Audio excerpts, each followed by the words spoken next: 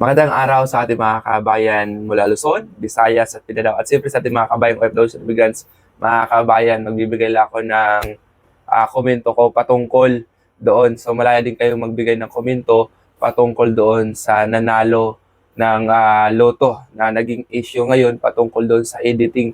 So malaya kayong mag-comment, no? Kahit ano yung comment nyo patungkol doon sa topic natin, patungkol doon sa nanalo, no, na may special number, no, may lucky number na 1834011128 04, mga kabayan, dahil nga kanina tinalakay ito sa Senate at doon nagpaliwanag mismo si Secretary Mel Robles ng PCSO patungkol doon sa edited video or edited photo ng lucky winner. So, kasi tinakpan naman daw yung mukha, at the same time, ba't pa daw inedit yung damit. Dahil dito nagkaroon ng sari-saring komento yung ating mga kabayan, hindi lamang dito sa loob ng Pilipinas, pati na rin yung mga OFWs, dahil nga sinasabi nila malamang baka ito'y nagkaroon ng anomalya doon sa napanalunan or yung target o yung pinanalunan, no? So mukhang may focus na nangyari sa bit ng loto, no? So pero nagpaliwanag naman si Secretary Mel Robles, mga kabayan. So ito yung paliwanag niya, pakinggan natin, dahil nga kinestyon siya ni Senator Rapi Tulfo, mga kabayan, patungkol doon sa mga komento ng ating mga kabayan at yung mga tanong ng ating mga kabayan. Pakinggan natin yung sasabihin ni Secretary Mel Robles. Media. Edited daw ito. Yes, Your Honor. Edited. Bakit kailangan i-edit? We have to protect. Controversial ito ngayon sa social media. Edited daw ito. Yes, Your Honor. Edited. Bakit kailangan i-edit? We have to protect the identity of the winner. Meron po nagreklamo sa amin one time, we covered the face, yung damit naman po ay nakilala. So, nagreklamo siya, sana naman daw po, wag ipakita naman po yung damit. So, yan po ang reason niyan, and I agree, it's a very poor editing, pero the objective is to conceal the clothing na ma-identify sa kanya. So, ibig sabihin, So dito, mga kabayan, no, nabanggit ni Secretary Mel Robles ng PCSO, dahil nga sa sinagot niya yung mga tanong ni Senator Rapi Tulfo. Sinabi niya dito, aminado siya na talagang edited at mahinang klase yung pagka-edit, mga kabayan. Pero yung tao mismo na nandun, mga kabayan, yun po talaga ang nanalo, no, na housewife, no, edad 47, at yung tinayaan niya is connected about birth date, no. So pakinggan pa natin. so inamin nyo, inedit to, pinalitan yung clothing. Opo. Bakit kinakailangan palitan ang clothing? Again, part po yan ng pag-conceal kasi na-identify po yung damit. For example, kung at that day, yung mga kapitbahay po uy, yun yung suot niya, ganyan. Or kung nakapag-selfie siya, meron yung pong nagreklamo sa amin, favorite clothes daw kasi, kaya nalaman siya. So, Your Honor, if there is something to apologize, it's the poor editing. But I think it has served its purpose of concealing the identity, Your Honor. So, at least inamin nyo, ayan, marami kasi mga nagtatanong, nagsabi, purang pagka-edit. We're sorry, we're not very good at editing the clothes. Pero yung tao hindi edited. Hindi po, totoo po Tunay na yan. tao to. Tunay na tao po yan. Okay. So, kaya sabi ko mamaya sa executive session, gusto ko malaman yung identity nitong taon to, pati yung nanalo sa 690 million. Actually, Make sure na lahat po talaga on record yan, kung susumpinan niyo po, we can provide the No, names. sa executive session, pwede naman siguro yan.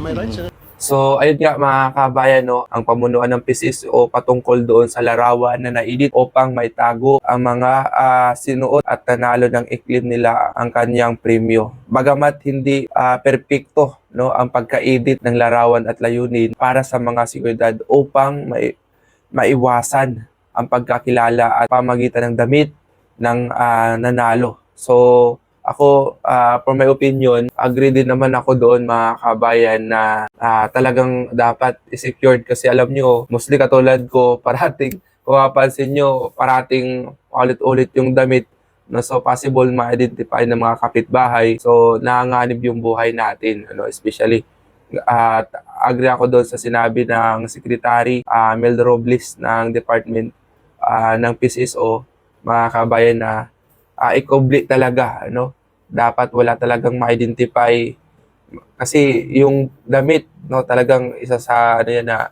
mabilis ma-identify. Oh, kapitbahay namin yung nanalo, 'di ba? So, alam niyo naman maraming marites.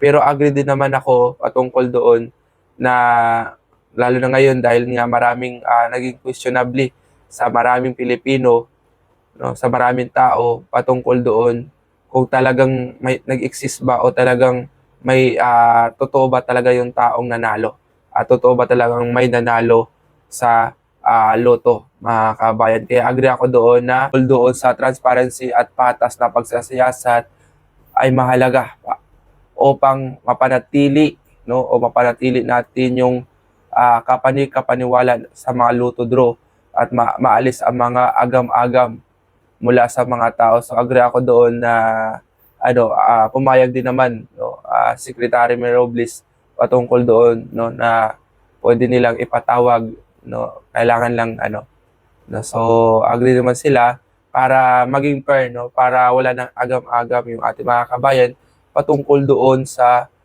nanalo, no, yung lucky winner, mga kabayan.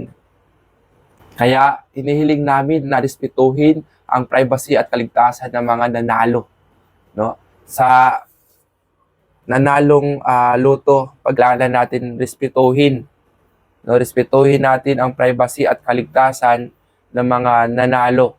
Kasi yun yung request niya eh. Kasi baka pumunta siya sa PCSO at ang suot-suot niya is yung paborito niyang damit at di niya na napansin dahil nga talagang excited at dahil nga nanalo nga siya, no, na nariko lang niya nung natapos na siyang mapicturean doon sa PCSO na yung pa rin yung damit, kaya baka nag-request ito na palitan para hindi ma-identify ng kanilang mga kapitbahay para maging safety na rin, mga kabayan, no. Sabi nga, hindi naman tayo mga Pilipino, hindi naman tayo as in madamot, mga kabayan, pero inaalagaan lang natin yung safety, no, dahil napakalaking halaga ito at nanganganib yung mga pamilya. So muli, maraming po salamat. Hopefully, siguro masabi ko lang, tuloy tayo sa tiwala na kung ano mang merong nandyan sa PCSO dahil marami na akong nanalo sa PCSO, mga kabayan, no. At lastly, na-meet ko rin yan, yung isa sa mga lucky winner, no, past 3 years. Kaya nung nagkwento siya, talagang sabi nga, nabago, malaki ang nabago sa buhay niya dahil sa pagkapanalo sa loto. Anyway, mga kabayan, maraming po salamat. At kung may mga komento kayo sa ating pinag-usapan, malaya po kayong mag-comment, mga kabayan. Tama man o hindi, basta connected sa video, mga kabayan, positive man o negative, basta connected sa ating video, mag-comment lang po kayo, mga kabayan. Muli, maraming po salamat. Magandang araw sa ating mga kabayan.